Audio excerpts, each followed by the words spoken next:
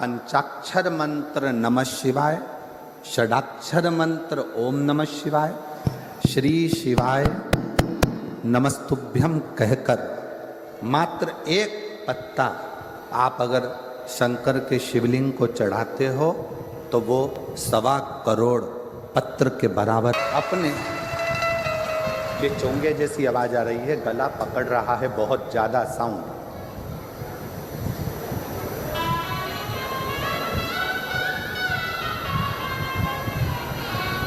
1.25 करोड़ शिवलिंग के बराबर, 1.25 करोड़ शिव बेलपत्र के बराबर एक पत्र हो जाता, एक पत्र।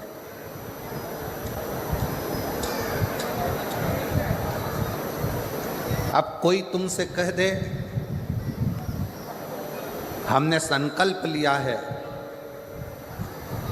1.25 लाख शंकर भगवान को शिवलिंग पर बेलपत्र चढ़ाऊंगा, ना, इतने बेलपत्र का संकल्प तब लेना जब तुमने इतने बेलपत्र के वृक्ष लगाए।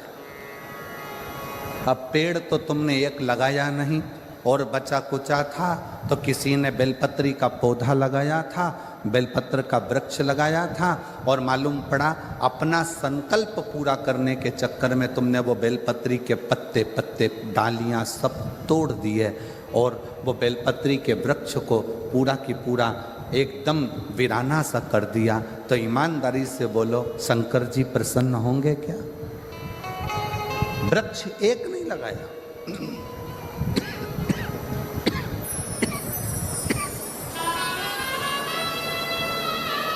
बेलपत्री का पेड़ एक नहीं लगाया, और मालूम पड़ा अपना संकल्प पूरा करने के लिए, अपना लक्ष्य पूरा करने के लिए पूरा की पूरा वृक्ष, पूरा की पूरा पेड़, पूरा की पूरा वृक्ष आप लोगों ने वीराना कर दिया।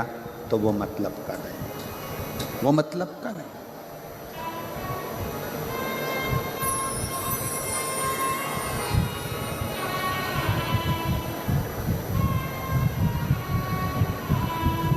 एक 33 कोटि देवताओं का वास होता है एक बेलपत्र के पत्र में। इनको भेजो यहाँ, आवाज़ सुने आके, यहाँ की आवाज़ कहाँ है? साउंड वाले को बुलाओ यहाँ पर।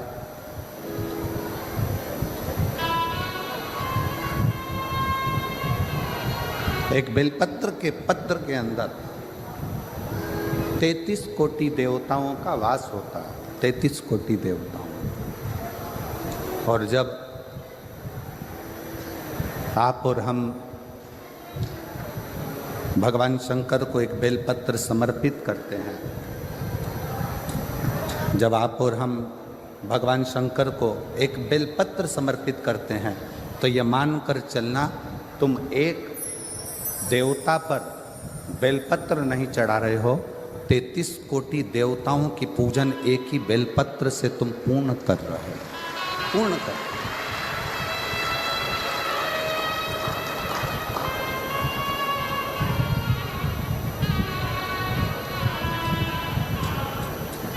सारे देवताओं की पूजन, सारे देवताओं की आराधना, सारे देवताओं की अर्चना तुम एक बेलपत्र से पूर्ण कर ले रहे हो, एक बेलपत्र। माता ख्याति का यह चरित्र थोड़ा सावधानी से श्रवण करिएगा। माता ख्याति जब उनके पास में कुछ भी नहीं, शिव की आराधना, शंकर का भजन, शंकर का स्मरण, शंकर का कीर्तन, शंकर का मंत्र जाप, शंकर का नाम जाप, ख्याति देवी ने पार्थिव शिवलिंग का निर्माण किया, अर्चना करी।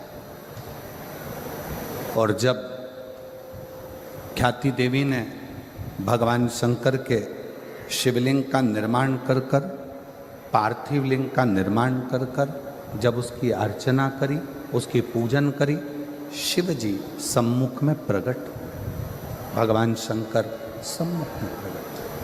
अब माता ख्याति ने ना तो 1.25 लाख बेलपत्र चढ़ाए हैं, ना माता ख्याति ने बहुत सारा नैवेद्य लगाया है, ना माता ख्याति ने बहुत सारा दीप मालिका लगाई है। माता ख्याति ने अपने मन को, अपने हृदय को, अपनी चित्तवृत्ति को, अपने विश्वास को शंकर को समर्पित किया है, शिव को दिया शंकर। और मैंने तेरे ही भरोसे बाबा, तेरे ही भरोसे हवा बिच उड़ती जावागे बाबा, तोर हटो छटीला में कटी जावागे। भोले मैं तेरी पतन, शंभो मैं तेरी पतन। शिव जी प्रकट हुए, कहा ख्याति क्या चाहती हो, तुम क्या चाहती हो? ख्याति देवी ने कहा बस प्रभु, मेरी बेटी लक्ष्मी का विवाह आपके साथ करना चाहती हूं। शंकर भगवान मुस्कुराए, मेरा शिव ओघड़दानी मुस्कुराए, और शंकर भगवान ने कहा ख्याति,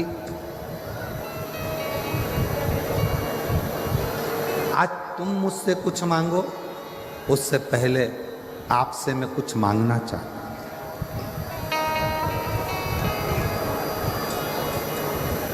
आज मैं आपसे कुछ मांगना चाहता हूं। शंकर भगवान ने जैसे ही कहा कि मैं ख्याति आपसे कुछ मांगना चाहता हूं, ख्याति प्रसन्न हो गई। जिस ओघड़दानी ने, जिस शंकर भगवान ने अपने ससुर हिमालय राज से कुछ नहीं मांगा, जिन शंकर भगवान ने अपने ससुर दक्ष प्रजापति से कुछ नहीं मांगा, जिन शंकर भगवान ने अपने नारायण से कुछ नहीं मांगा, जिन शंकर भगवान ने अपने देवताओं से कुछ नहीं मांगा, वो शंकर भगवान आज ख्याति से कुछ मांग रहे हैं। तो ख्याति देवी बड़ी प्रसन्न हो, बहुत प्रसन्न, बहुत प्रसन्न। मांगो ओघड़दानी, आज क्या मांगना चाहते हैं? कहा ख्याति, बस इतना सा चाहिए, लक्ष्मी की शादी मेरे साथ नहीं, लक्ष्मी की शादी तो भगवान नारायण के साथ कर दीजिए, भगवान विष्णु के साथ कर।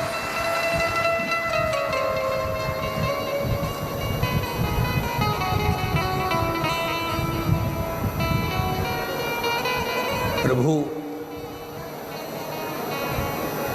ख्याति देवी ने कहा, मैंने तो मन में संकल्प लिया था कि आपका विवाह लक्ष्मी से हो, लक्ष्मी का विवाह आपसे हो।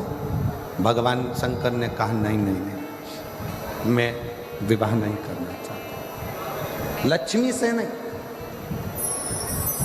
आप लक्ष्मी जी की शादी तो भगवान नारायण के साथ करो। ख्याति देवी ने शिव जी को कहा ठीक है, भगवान विष्णु के साथ में लक्ष्मी जी का विवाह हुआ। शंकर भगवान जब विवाह के मंडप में खड़े हुए थे, विवाह के मंडप में जब ओघड़दानी भगवान शिव जब खड़े हुए थे, तभी उसी समय पर, उसी पल, उसी घड़ी, उसी क्षण भगवान नारायण ने भावर लेते समय लक्ष्मी जी से कहा, लक्ष्मी आपकी भावर मेरे साथ पड़ रही है, आप मेरी धर्मपत्नी बनने जा रही हो, पर मुझे आपसे एक वचन चाहिए, मुझे आपसे एक वचन चाहिए। कौन सा वचन? लक्ष्मी जी ने पूछा तो नारायण कहते हैं कि आप शिवालय में भगवान शंकर के चौखट पर, भगवान शंकर के शिवालय में आप सेवा के लिए प्रतिदिन जाओ,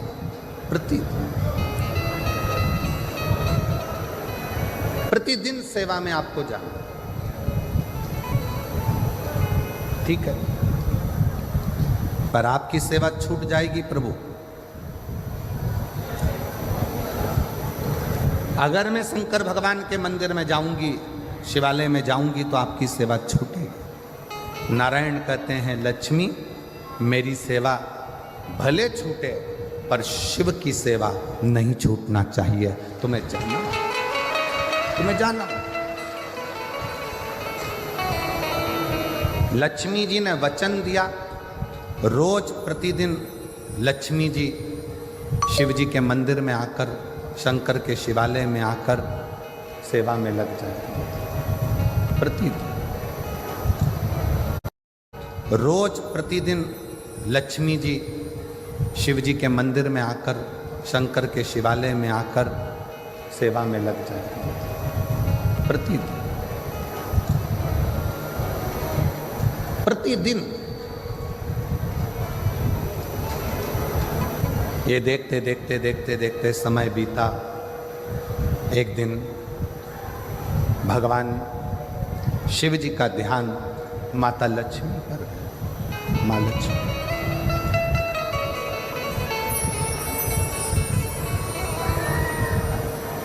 और शिव जी का ध्यान जब माता लक्ष्मी पर गया तो लक्ष्मी जी ने विनय कर पूछा, स्वामी की आज्ञा है, मैं आपकी सेवा में प्रतिदिन आऊंगा। स्वामी, मेरे लिए सेवा क्या हो वो बता। क्या सेवा? शंकर भगवान ने कहा, लक्ष्मी तुम आती हो ना, तो तुम्हारे साथ में तुम्हारी एक सखी भाग्य देवी भी तुम्हारे साथ में आती है। इनसे कुछ नहीं होना है, ये वाला ऐसी है, उसके लेयर ऐसी चल रही, बार बार चालू होता, इधर आएगा तो आवाज आएगा इसमें।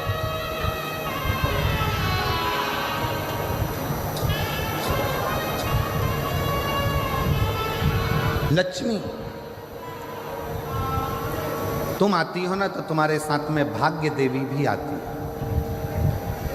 तुम्हारे साथ में वो भाग्य देवी स्वयं आती है। तो लक्ष्मी, तुमसे और भाग्य देवी से मैं केवल इतना कहना चाहता हूं कि लक्ष्मी, कोई जल का पात्र लेकर जब मेरे मंदिर में आएगा, कोई जल का पात्र लेकर जब मेरे शिवालय में आएगा, जल चढ़ाएगा, उसका पात्र खाली हो जाएगा। दुनिया की दृष्टि में लगेगा कि ये जल का लोटा, ये जल का पात्र खाली हो गया। पर लक्ष्मी, मेरा निवेदन है, वो जल का पात्र भले खाली हो, पर जो चढ़ाकर जल जाएगा, उसके पात्र में तुम्हें बैठकर उसके दरवाजे तक जाना।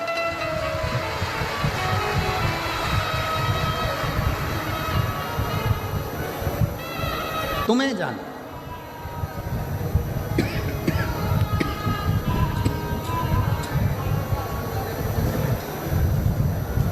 और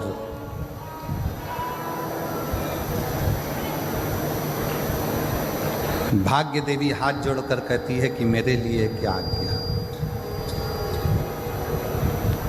मेरे लिए क्या किया। शंकर भगवान ने कहा, भाग्य देवी तुम मेरी चौखट पर रहोगी, मेरे दरवाजे की चौखट पर भाग्य देवी विराजमान रहेगी। जो मेरे शिवालय तक आएगा, उसके भाग्य को बदलने की जवाबदारी तुम्हारी रहेगी, उसका भाग्य तुम।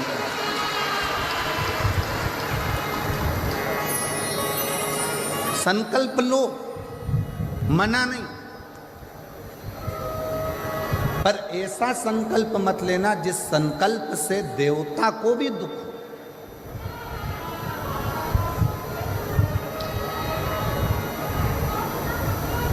1.25 लाख बेलपत्र चढ़ाऊंगी, मैं संकल्प करती हूँ 1000 लीटर दूध शिव जी पे चढ़ाऊंगी, संकल्प लेती हूँ।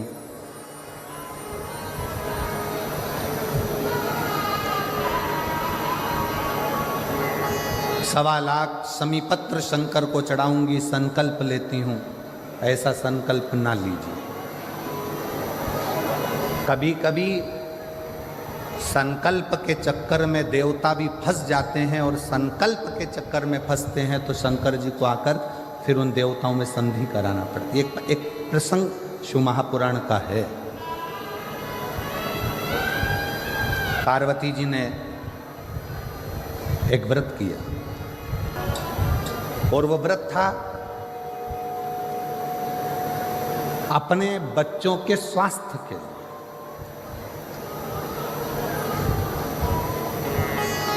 अपने पुत्रों के लिए, अपने बच्चों के लिए।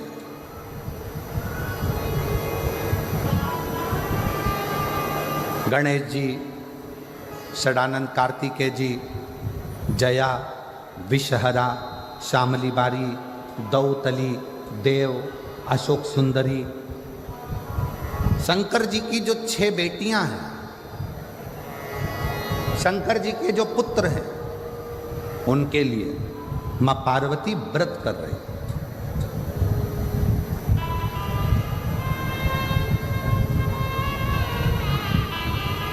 माता पार्वती ने व्रत किया, और पार्वती जी ने व्रत करा, और व्रत का उद्यापन माता पार्वती जी करने के लिए बैठी तो भगवान विष्णु और नारद जी वहां से निकल कर जा रहे थे। आज पहली बार भगवान नारायण के साथ में नारद जी निकल कर जा रहे थे। कूर्म पुराण का यह चरित्र बड़ा सुंदर है।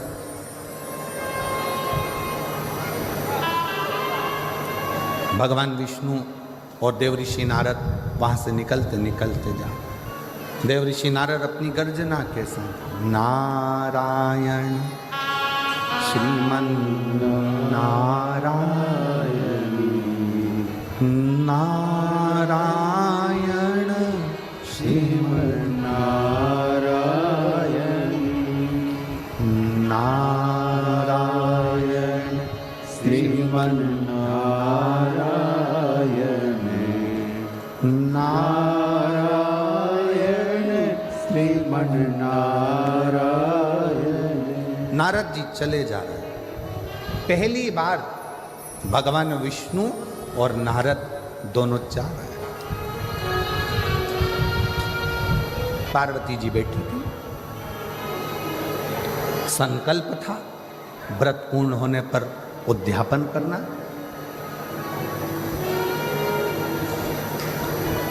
आप उद्यापन कराने के लिए किससे विनय करे पार्वती?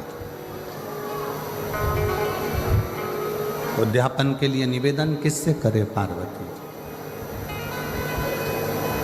पार्वती जी ने भगवान विष्णु को आते हुए देखा, देवऋषि नारद को आते हुए देखा, तो पार्वती जी ने हाथ जोड़कर भगवान नारायण और नारद जी का आदर कर कर कहा, मुझे उद्यापन करना है। मेरा एक संकल्प था, मैंने अर्चना करी, मैंने व्रत करा, मैंने पूजन करी, मैंने आराधना करी, और मेरा वो नियम पूर्ण हुआ है, और मुझे उद्यापन करना है। उद्यापन के लिए मैं किसको बुलाऊं? कौन मेरे इस उद्यापन को कराएगा? कौन मेरे उद्यापन को पूर्ण करेगा? कौन करेगा?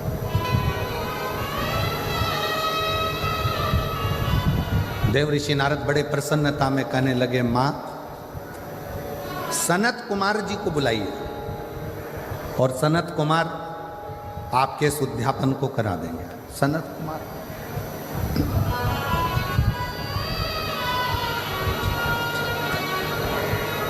पार्वती जी ने नंदी जी को भेजा, सनत कुमार जी को आमंत्रित किया। सनत कुमार उद्यापन कराना है, वो भी देवाधिदेव महादेव के यहाँ, पार्वती जी के यहाँ। जगतजननी जगदम्बा माता पार्वती और शंकर भगवान मेरे यजमान बनेंगे। बड़ी प्रसन्नता हुई।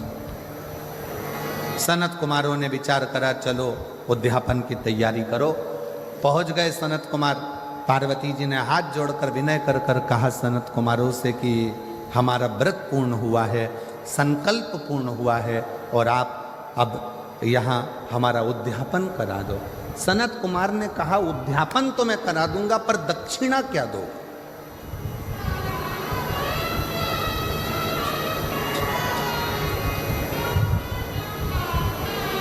सबसे मुख्य तो दक्षिणा।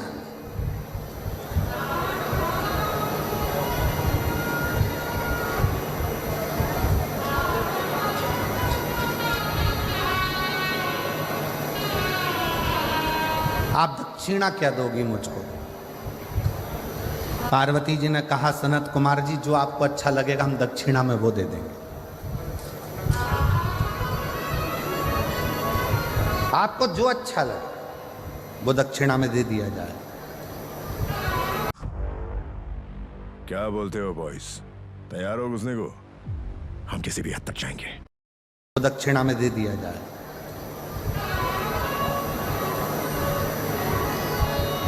सनत कुमार ने कहा मां, पहले संकल्प करना पड़ेगा कि जो दक्षिणा में मांगूंगा वो तुम्हें देना पड़ेगा। पार्वती जी ने संकल्प दे दिया कि तुम जो दक्षिणा में मांगोगे मैं वो दे दूंगी। अब अनुष्ठान पूरा हुआ, उद्यापन पूरा हुआ। उद्यापन पूरा होने के समय पर पार्वती जी ने जो संकल्प दिया था, इसलिए बहुत सोच समझकर विचार करना। शिव जी के मंदिर में जाओ, ऐसा कोई संकल्प मत करो कि मैं 1.25 लाख बेलपत्र चढ़ाऊंगी, मैं 1000 लीटर दूध चढ़ाऊंगी। शिव महापुराण में ये कुछ नहीं लिखा कि 1.25 लाख बेलपत्र दिया जाए कि 1000 लीटर दूध शिव जी को दिया जाए। शिव महापुराण की कथा तो कहती है देसी वेद लक्षणा अगर कोई गौ माता है, उस गौ माता का 1 चम्मच दूध, 1 चम्मच भी जाने दो, 2 बूंद अगर वेद लक्षणा देसी गाय का मिल जाए तो वो 2 बूंद दूध भी अगर शंकर को चढ़ाओगे तो शंकर स्वीकार कर कर तुम्हारी झोली भर गई।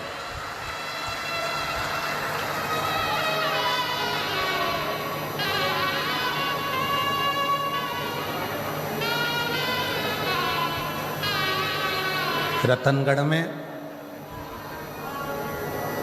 इतनी गौशाला देखकर, रतनगढ़ में गौ माता की इतनी अच्छी सेवा देखकर आज हृदय बड़ा प्रफुल्लित है, जो रतनगढ़ के अंदर इतनी गौ माता की सेवा है।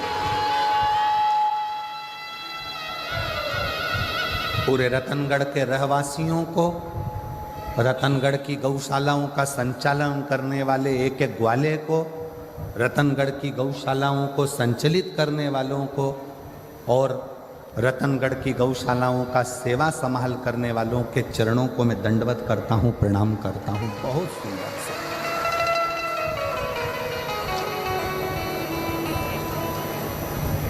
शिव कभी नहीं कहे। 24,000 श्लोक की शिव महापुराण में कहीं नहीं लिखा कि शंकर भगवान को 1.25 लाख बेलपत्र देना। इसमें कहीं नहीं लिखा कि 1000 लीटर दूध देना। यहां तो लिखा एक श्रद्धा का 1 बूंद दूध भी विश्वास की बेलपत्र के साथ शिव को समर्पित करोगे तो शंकर उस तुम्हारा कल्याण कर देंगे। उसको स्वीकार कर, स्वीकार।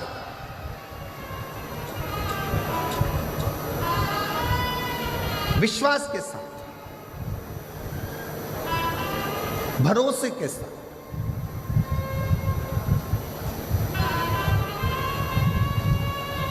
आपका भरोसा श्रेष्ठ होगा तो शिव मिलेगा। संकल्प ऐसा ना करा जाए जिस संकल्प में भगवान तुमसे दूर हो जाए। पुण्य करने के चक्कर में पाप मत कर बैठो। पुण्य करने जा रहे हो और मालूम पड़ा पाप कर्म कर बैठे तो वो पुण्य की कोई परिभाषा नहीं, कोई परिभाषा। भागवत जी होती है तो उसमें प्रसाद का वितरण होता है। राम कथा होती है तो उसमें प्रसाद का वितरण होता है। गीता जी होती है तो उसमें प्रसाद का वितरण होता है। हनुमान जी का कार्यक्रम होगा, भजन संध्या हुई तो उसमें भी प्रसाद का वितरण होता है। पर शिव महापुराण में कथा होने के बाद प्रसाद का वितरण भी नहीं होता। प्रसाद का वितरण भी नहीं होता। क्यों? पुण्य करते करते कहीं हम पाप कर्म ना कर बैठे। प्रसाद कहाँ बंटता है? धर्म की जगह पर। किटी पार्टी में कभी प्रसाद नहीं बंटता, शादी में कभी प्रसाद नहीं बंटता, 25वीं शादी की सालगिरह में प्रसाद नहीं बंटता, गोल्डन जुबली सिल्वर जुबली में प्रसाद नहीं बंटता, तुम्हारे बच्चों के जन्मदिन पर प्रसाद नहीं बंटता। प्रसाद हमेशा सत्कर्म की जगह पर, धर्म की जगह पर, मंदिर में, कथा में, सत्संग में, पुण्य की जगह पर प्रसाद वितरण होता है। प्रसाद बांटने वाला जब खड़ा होता है, प्रसाद देने के लिए अपना वाला आता है तो हाथ उसका ऐसा हो जाता है, और पराया आता है तो हाथ ऐसा हो जाता है। पुण्य की जगह पर खड़े होकर भी वो प्रसाद बांटने खड़ा है।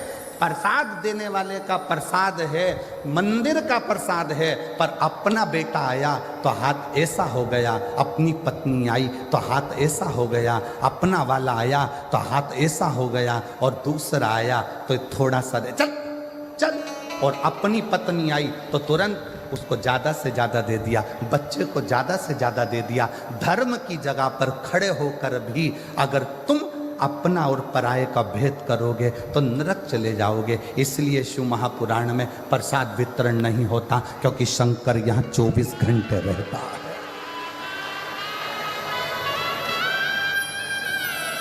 जितने दिन तक शिव महापुराण की कथा जिस पंडाल में होती है, जितने दिन तक शिव महापुराण की कथा पंडाल के अंदर विराजमान होती है, शंकर जी ने तुमरुका जी को वचन दिया है कि तुमरुका चंचुला के पति को मोक्ष देकर, चंचुला जैसी बेधव्य स्त्री को, विधवा नारी को भी अखंड सौभाग्य देकर मैं आज वचन देता हूं कि जिस जगह पर शिव महापुराण की पोथी रखी होगी उस जगह पर मैं कैलाश और काशी छोड़कर 7 दिन वहीं पर निवास करूंगा। मेरा वहां निवास है। अब शिव जी का यहाँ निवास है और शंकर के दरवाजे पर प्रसाद वितरण हो, किसी को ज़्यादा किसी को कम दे दिया, शंकर की दृष्टि में आ गया तो भोगना जीव को पड़े। इसलिए शिव महापुराण में प्रसाद वितरण की मूलता नहीं है। शिव महापुराण का सबसे बड़ा प्रसाद है श्री शिवाय नमस्ते। हम आप भी जपो, दूसरे को भी जपो, आप भी भजो, दूसरे को भी भजो।